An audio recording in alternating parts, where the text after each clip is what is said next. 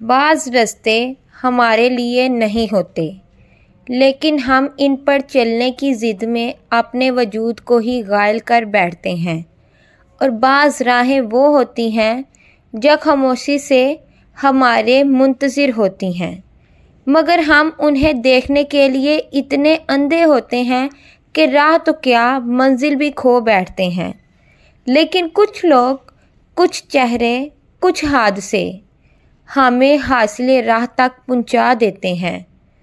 حنین کی زندگی بھی کسی ٹوٹی ہوئی دعا، ادھورے خواب اور دھندلے سے آئینے جیسی تھی۔ وہ لاہور کے ایک متوسط گھرانے کی بیٹی تھی۔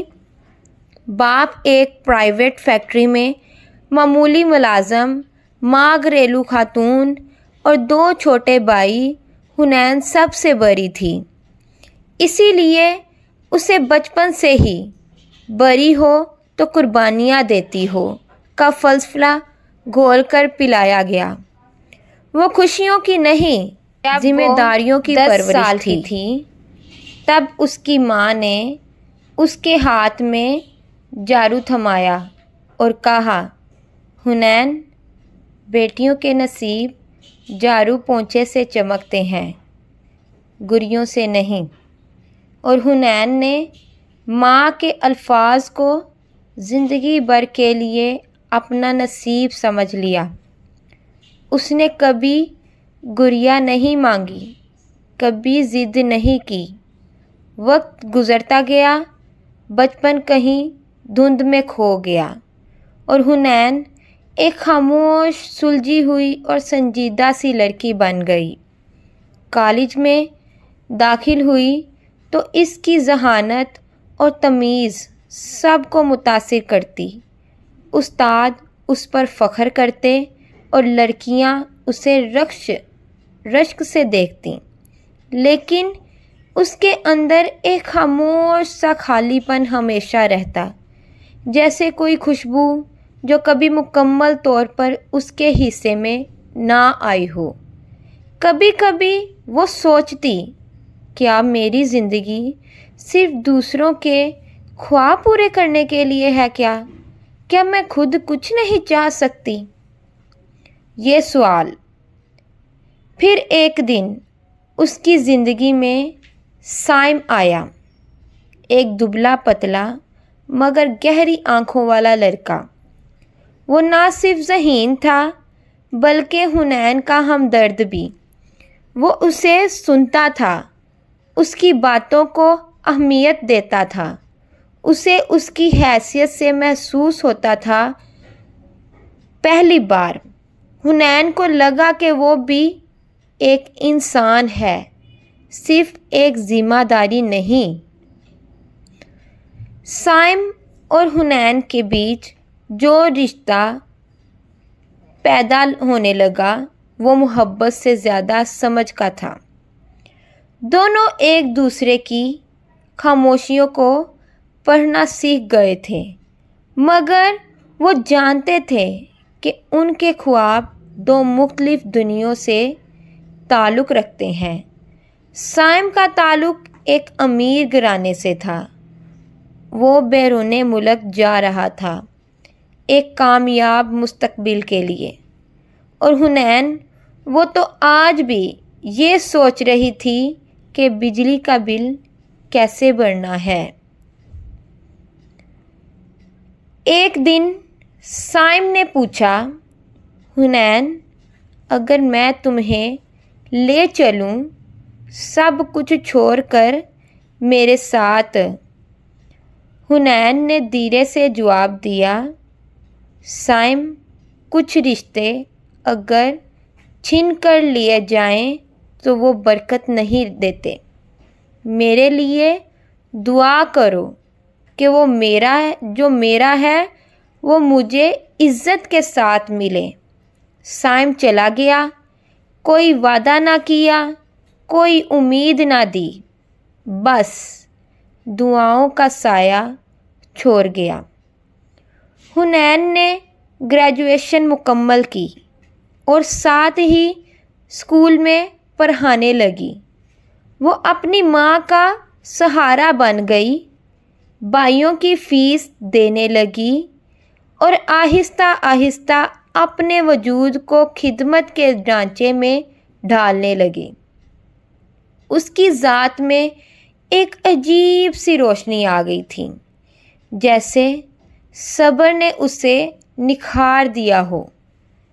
फिर एक दिन किस्मत ने एक नया दर खोला। स्कूल के प्रिंसिपल ने उसे एक फलाही अदारे में बतौर मुतज़्ज़म काम करने की पेशकश की।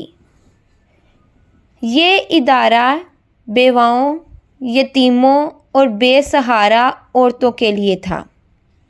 हुनैन ने वो काम कबूल किया।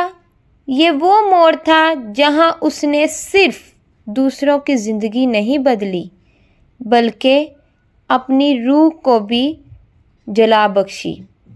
वो औरतें जो शोहरों के जुल्म का शिकार थीं, वो बच्चियां जो जहेज़ की बेट चढ़ने से पहले किसी के दरे रहम पर आ गईं, वो माएँ जिनकी गोदें वीरान थीं, हुनैन उन सब की पनाहगाह बन गई।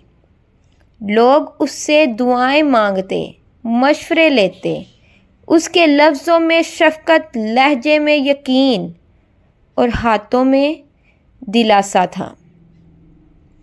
फिर एक दिन बरसों बाद साइम वापस आया। वो अब एक कामयाब बिजनेसमैन था, मगर उसकी आंखों में उदासी थी। हुनैन, तुम आज भी वैसी हो, बल्कि उससे कहीं बेहतर। मैंने दुनिया देखी, मगर तुम जैसा सुकून कहीं नहीं मिला। क्या अब भी तुम्हें साथ ले जाऊं क्या? हुनैन ने मुस्कुरा कर कहा, साइम, अब मुझे किसी के साथ जाने की ख्वाहिश नहीं।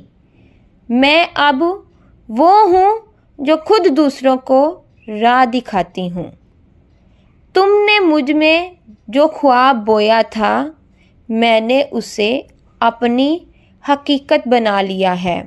मोहब्बत अगर खालिस हो तो जुदा होकर भी मुकम्मल रहती है।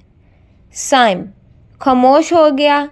वो जानता था अब हुनैन सिर्फ एक लड़की नहीं, वो एक रोशनी है, एक हासिले राह। हुनैन का किरदार अब एक रोशनी में बदल चुका था। वो खुद को नहीं, दूसरों को संवारने में मशगूल थी। इसकी आंखों में अब सवाल नहीं रहते थे, बल्कि जवाबात की झलक होती थी। वो यतीम बच्चियों की तालीम के लिए रात गए तक फ़ाइलें तरतीब देती, हुकूमती अदारों से फ़ंड्स मांगती और कभी किसी मायूस माँ के हाथ थामकर उसे जीने की हिम्मत देती। इस फलाही अदारे का नाम था उम्मीद का चिराग, मगर लोग उसे हुनैन का घर कहते थे।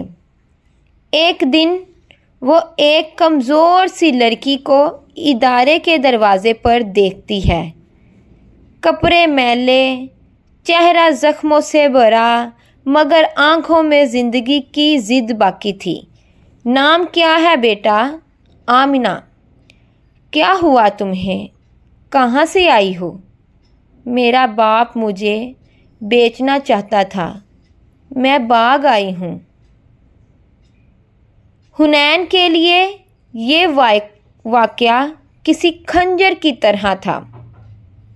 वो आमना को अंदर ले आई, उसकी मरहम पट्टी की, उसे खाना दिया और फिर उसे अदारे की लाइब्रेरी में ले जाकर कहा, बेटा ये किताबें तुम्हें इल्म देंगी, और इल्म वो ताकत है जो तुम्हें कभी दोबारा किसी का गुलाम नहीं बनने देंगी। आमना हुनैन को ऐसे देखती जैसे किसी फरिश्ते को देख रही हो।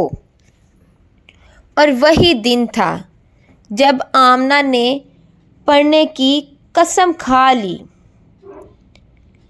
ایک دن گزرتے گئے، کئی دن گزرتے گئے، ادارہ پھیلتا گیا، کچھ لوگ جڑتے گئے۔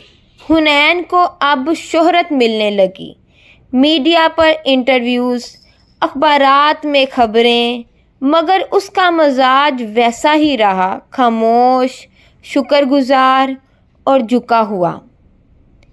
پھر ایک دن حنین کی زندگی میں ایک اور موڑ آیا۔ ایک وکیل نام فیضان ادارے کے قانونی مسائل حل کرنے کے لیے آیا۔ اس نے دیکھا کہ یہ عورت جو سادہ لباس پہنے، دوپٹہ سنبھالے کام کر رہی ہے، کسی ملکہ سے کم نہیں۔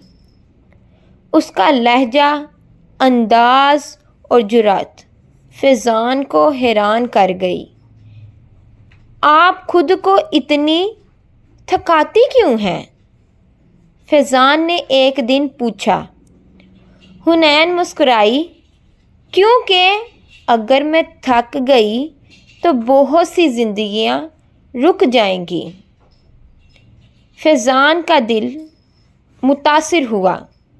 اس نے نہایت ادب سے وقت کے ساتھ حنین کو رشتہ ازواج کی پیشکش دی۔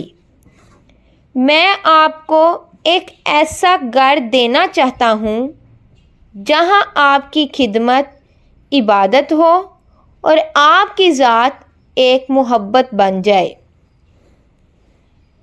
حنین خاموش ہو گئی۔ وہ جانتی تھی کہ اب وہ اس مقام پر ہے جہاں کسی فیصلے میں جذبات سے زیادہ تدبیر شامل ہوتی ہے۔ کئی دن سوچنے کے بعد اس نے اللہ سے استخارہ کیا اور دل کو ایک سکون ملا۔ حنین نے ہاں کر دی، لیکن ایک شرط پر، میں یہ ادارہ نہیں چھوڑوں گی، یہ میری پہچان ہے، میری عبادت ہے۔ فیضان نے اسے اس کے مشن کے ساتھ قبول کیا۔ حنین کی شادی سادگی سے ہوئی۔ وہ ایک بیوی بنی، مگر اس کی ذات میں جو عظمت تھی وہ پہلے سے بڑھ گئی۔ اب وہ بچوں کو قرآن بھی پڑھاتی، خواتین کو سلائی اور ہنر بھی سکھاتی، اور اپنے شوہر کے ساتھ انصاف کے میدان میں بھی کھڑی رہتی۔ آمنہ اب انٹرمیڈیٹ میں ٹاپ کر چکی تھی۔ وہ کہتی، میں بھی حنین باجی بننا چاہتی ہوں۔ حنین اسے کہتی، نہیں بیٹا، تم آمنہ بنو، مگر ایسی آمنہ جو کسی اور کی حنین بن جائے۔ پھر وقت نے ایک اور چکر کاٹا۔ حنین کو معلوم ہوا کہ سائم اب بیمار ہے، کینسر کی آخری سٹیج پر۔ اس نے کئی بار پوچھا، حنین خوش ہے؟ حنین اسے دیکھنے گئی۔ اس نے سائم کا ہاتھ تھاما اور کہا، سائم، تمہاری دی گئی سمجھ نے مجھے میرے رب سے قریب کیا۔ تمہاری محبت نے مجھے وہ بننے دیا جو شاید میں کبھی نہ بن پاتی۔ سائم کی آنکھوں سے آنسو بہہ نکلے۔ حنین، تم واقعی حاصل راہ ہو جو مجھ جیسے بٹکے کو بھی سکون دے گئی۔ سائم اس رات چل بسا۔ حنین نے اس کے لیے دعائے مغفرت کی اور اس کے جنازے میں شرکت کی۔ یہ زندگی کی عجیب سچائی تھی کہ کبھی جو ہاتھ مانگنے آیا تھا، آج دعا کا محتاج ہو گیا۔ کئی سال بعد حنین اب ایک نانی بن چکی تھی۔ اس کے بالوں میں چاندی اتر آئی تھی، مگر آنکھیں ویسی ہی روشن تھیں۔ آمنہ اب ایک استاد تھی اور امید کا چراغ اب حنین ویلفیئر ٹرسٹ بن چکا تھا، جہاں سینکڑوں عورتیں خوددار زندگی گزار رہی تھیں۔ کسی نے ایک بار پوچھا، حنین، آپ کا حاصل کیا ہے؟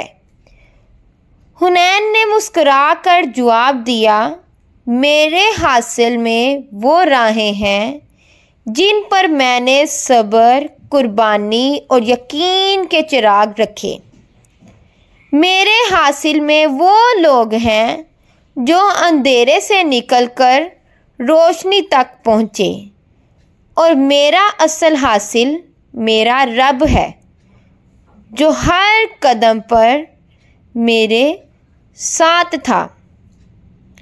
اختتامیہ، فائنل، اس کہانی کا نتیجہ: حاصل راہ صرف ایک ناول نہیں، ایک درس ہے۔ یہ ایک عورت اگر چاہے تو تنہائی میں بھی کارواں بن سکتی ہے۔ محبت اگر ناپائیدار ہو تو فنا ہو جاتی ہے، اور اگر خالص ہو تو دعا بن جاتی ہے۔ جو اللہ پر یقین رکھتے ہیں اسے منزل خود پکارتی ہے، اور سب سے بڑھ کر راستے وہی روشن ہوتے ہیں جو دوسروں کے لیے چراغ بن جائیں۔